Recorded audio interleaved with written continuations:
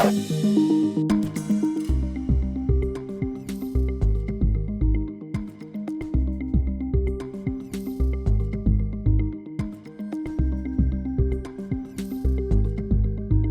now, from the CFTK-TV studios, this is Open Connection with your host, Robert Pictou.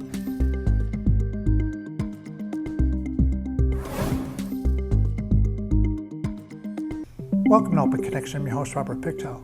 Domestic violence is about power and control, and the abuser will continually use tactics designed to have power over and control of their partner. On today's Open Connection, Paul Salwin, aka CASP, shares his story. So please introduce yourself. My name is Paul Salwin, aka CASP. CASP stands for Keeping Alive Stories for the People. I built my career working with youth. That's right. Mm-hmm. Which is different because I wasn't expecting that, right? I was just all about music, right? This is for the ones with their fists in the air, missing in the murder from here to there, sticking out justice and it don't seem fair. Push to the side, man, y'all don't care. This is for the ones with their fists in the air, fighting for the land that was already theirs, seeking out justice and it don't seem fair. Push to the side, man, y'all don't care.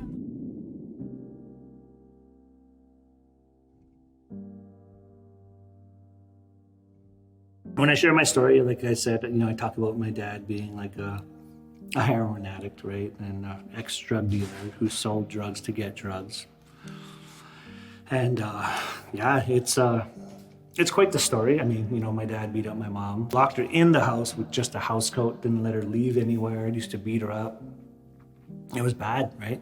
And then my mom wanted a son, so my dad's like, okay, and out I came, pretty much, right? His parents were, very much caught up in their addictions and, living a street life, very harsh, very violent.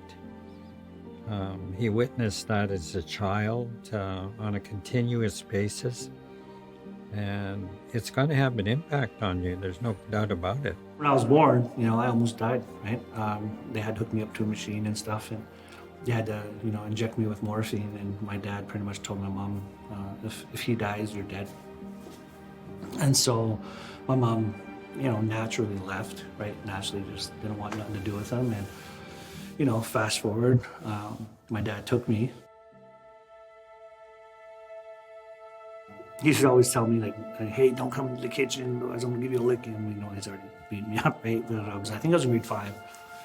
And I was on my way to school, and, I'd always make an announcement, hey, Dad, can I get a drink of water before I go to school? And, there was no answer. And I was like, Dad, could I get a drink of water, And there was no answer, and I looked over and I peeked in, and I was like, Dad! And he was lying there, right, on the chair, and he had a needle hanging out of his arm and, the belt, and that's the first time I discovered he was a heroin addict, right? Seen a lot, seen people die, specifically seen him die in front of me a few times overdosing, seen my first dead body when I was, grade 5, grade 4, right? There's people coming in and out of my house.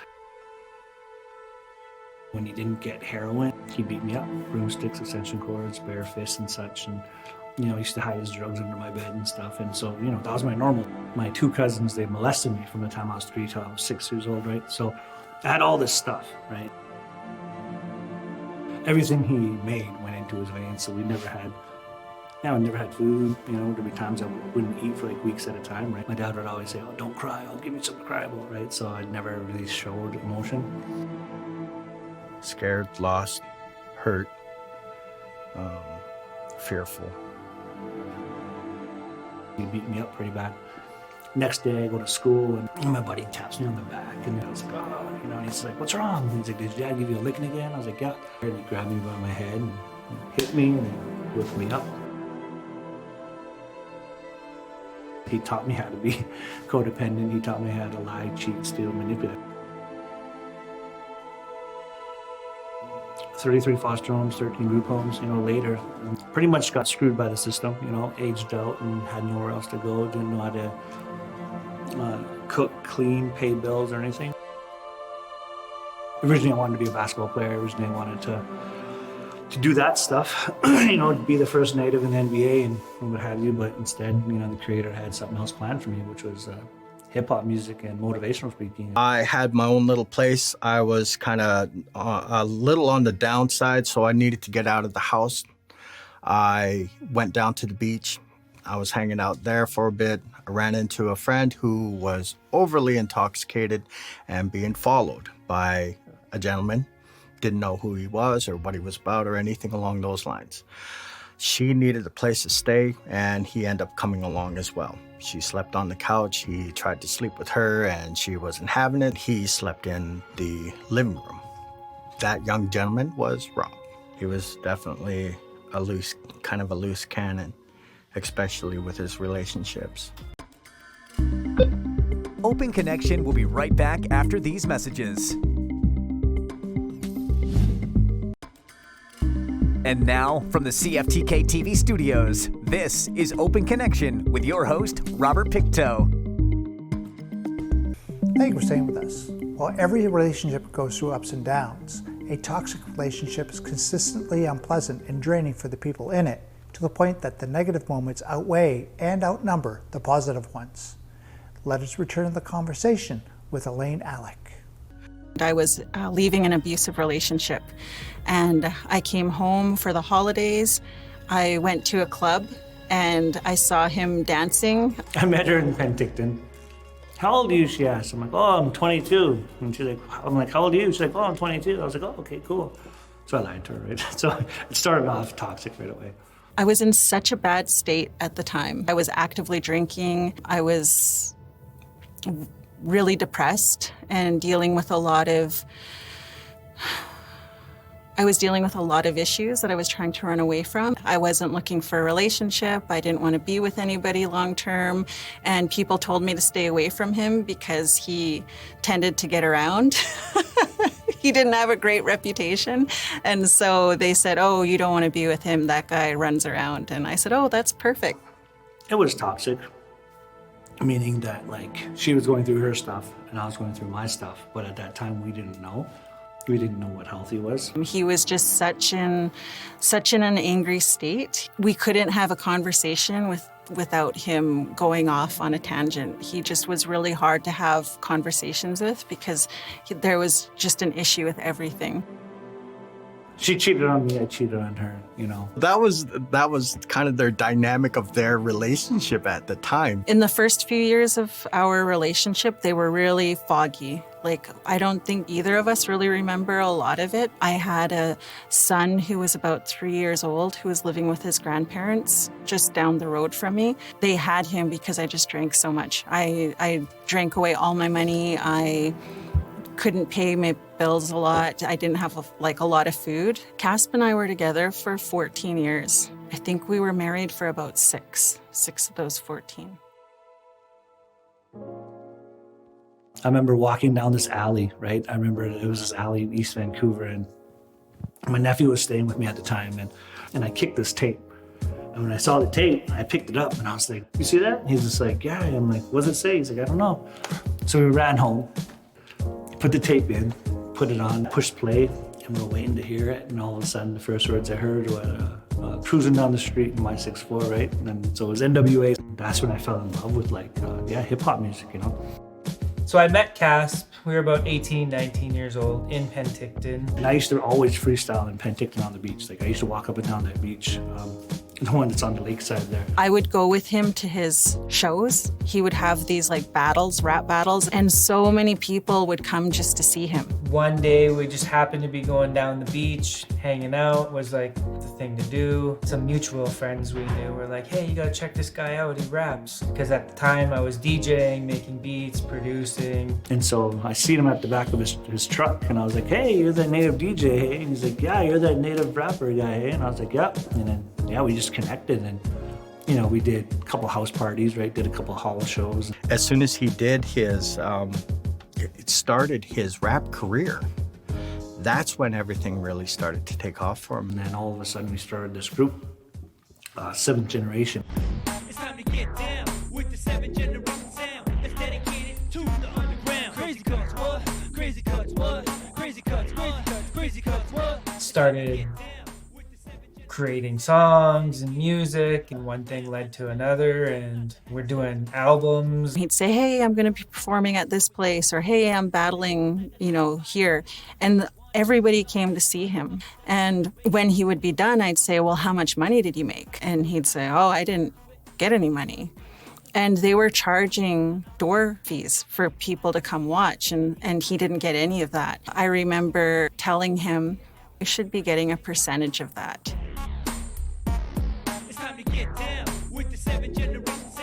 When Elaine was like, yeah, you can get paid for this. And I was like, what? Somebody pay me for music? If it wasn't for Elaine and her stepping in as the manager and being able to book times and book places and recording times and all that sort of stuff, she actually really helped with a lot of that.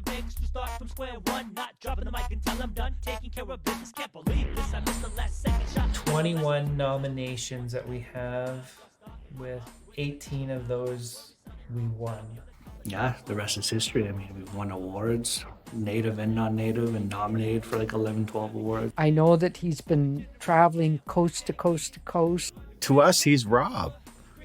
He's not Casp, he's Rob. He's always been Rob. And everyone's like, oh yeah, that's Rob. He's famous. We both decided to be sober. And I started working and feeling really good about myself. And that was at the kind of the height of his career, was when we decided to get married. They were really open to the idea. I had the honor of marrying him. We had said we were going to stay faithful. We were going to really try to make it work. Open Connection will be right back after these messages.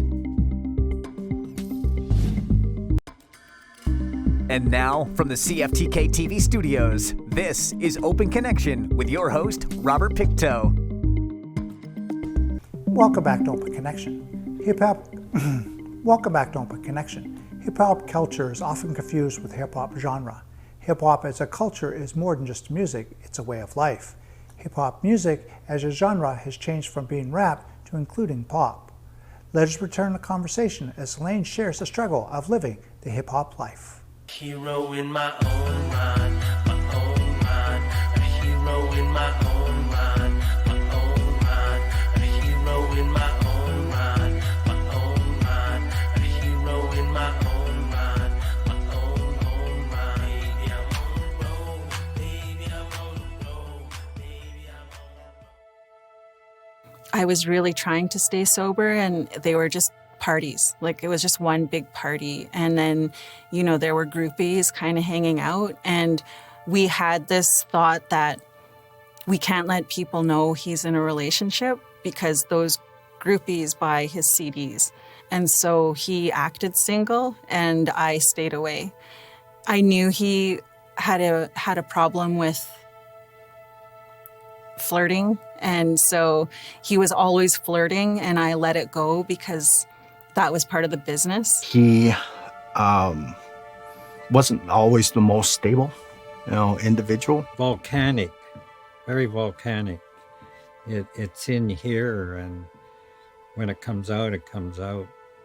For a long time there, we were hiding a lot of the addictions, a lot of the problems that were going on. We were out drinking, partying, doing a lot of those things and hiding it from the people that were hiring us, from the public image. We hid everything else, right? You know how in this Facebook age, how it's all a popularity thing, or this social media? Well, back in the day, we couldn't just put up our song. We had to work. It was just ego-driven, right? He ended up cheating on me while he was at a big award show, and then left me after being married for about, a year.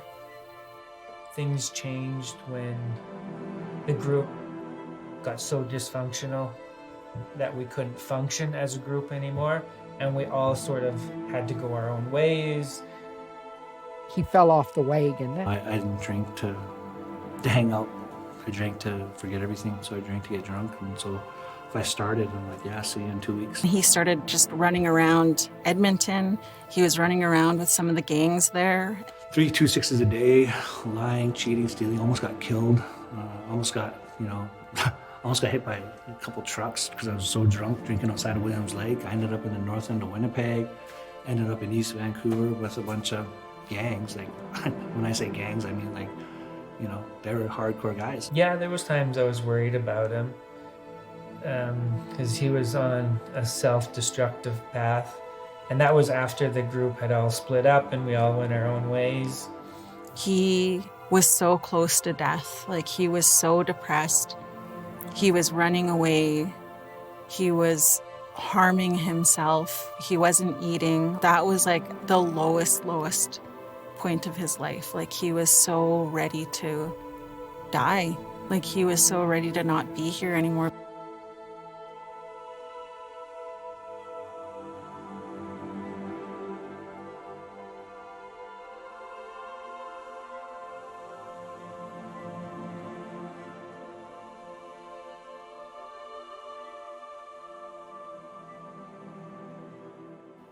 We all need to heal, and we all deserve to heal. I woke up 6 months later and I answered my phone and she's like, hey. I'm like, who is this? She's like, it's your wife. I was like, oh. And I'm half drunk and stuff. And I'm like, what do you want? And she's like, oh, your son misses you and he loves you. And that hit me. I see her in the lobby and she has her arms crossed and she's smiling. And I'm sitting there and my clothes are all ripped up, you know, jeans were full of like just dirty, right? I just look rough. I didn't even recognize him. He had new piercings. He was really pale. He had gained a lot of weight and he looked really puffy and sick. And I thought she was gonna have like her friends or whoever their uncles and cousins at that time, you know. I thought she was gonna get me beat up. But instead she gives me this huge hug and she's like, I love you and everything's gonna be okay. I remember walking up to him and I gave him a rock and I said, you are a man worthy of love and forgiveness. And he just looked at me and he was like, did you go to Choices? And I said, yeah. Choices is a program that actually came out of Texas with a lady named Thelma Box and Dr. Phil. It's an incredible program because it's really intense, but it helps you leave your past behind. I phoned some of the people at Choices and I said, I'm going to get my ex-husband to come. And they said, okay, just give us his number. And so I gave them his number and they called him and they said, hey, are you ready to change your life? And that was the beginning of it. Open Connection will be right back after these messages.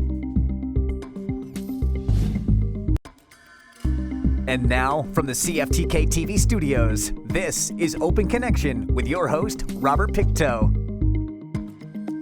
According to the Center on Addiction for Mental Health website, one simple way of describing the addiction is the presence of the 4 C's: craving, loss of control of the amount or frequency of use, compulsion to use, and use despite consequences. In this final segment of Open Connection, Paul shares how he had things planned out. I was like, okay, you know what? I'm gonna go through this program, this seminar. I'm gonna make everybody else happy. I'm gonna do, and then I'm gonna go back to drinking.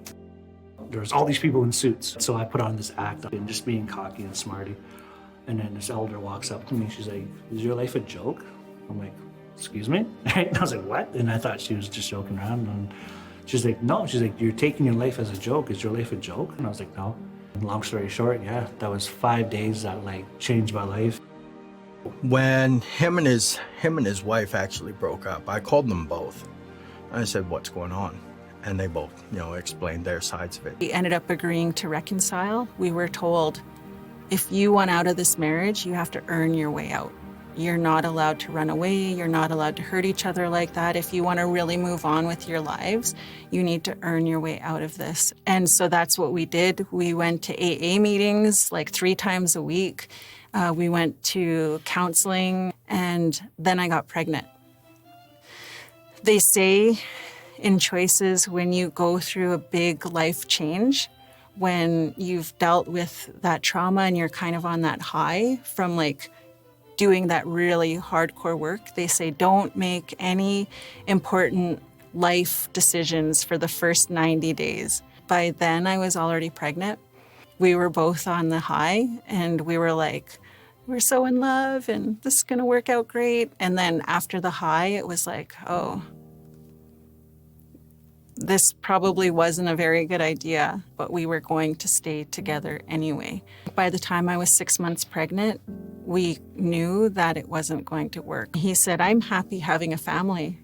And I said, I was too. I could live like this forever too. But don't you ever want to be held and loved and somebody like passionately loving you and like having a real relationship? Like, don't you want to be loved like that?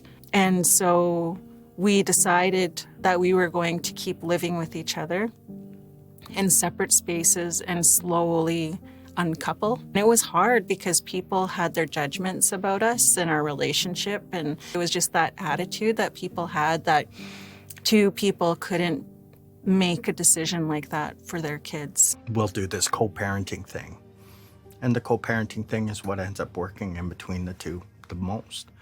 And his greatest milestone is definitely his child. He's such an inspiration for us to watch him grow and inspire others. I believe my new challenges is just getting people to find the value in life and in all things. So that's my new good challenge. He is where he should be. Just keep doing what he's doing, because we need him to help our young people be the best they're meant to be.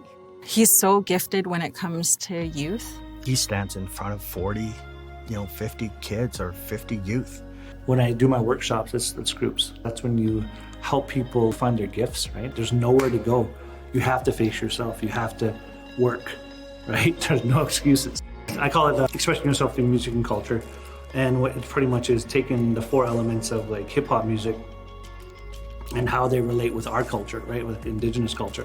Teach life skills, be real with them, 100% real with them, let them know that what they've been through, I most likely either been through it or seen it. And so, don't BS me and I won't BS you, and I want to be, work with you the best way that I can. He just knows when somebody needs that support. He's always going to be that person that's going to go that extra mile to make sure that a kid knows that they're loved and cared for. The most inspiring thing that I've witnessed is the growth of him from when I first met him, being a wild, crazy young adult, to having a family and kids and growing up and seeing all the struggles in between. I'm just so proud of him. I'm just so proud of him because I saw how he was and where he started from. He's the greatest. And you can never doubt that. I do my best to acknowledge where I live, to acknowledge my teachings, to acknowledge the land where I'm at, and just to give back any way I can. And that's where CAST comes from, right? Keeping lives stories for the people.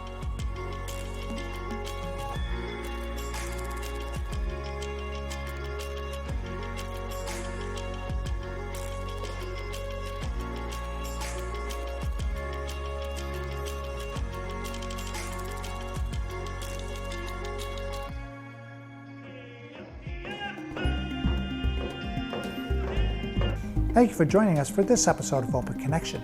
The greatest distance in the existence of man is not from here to there, but the connection from his mind to his heart. If we can conquer that distance, we can soar like an eagle and realize our immensity within. I'm Robert Pictou.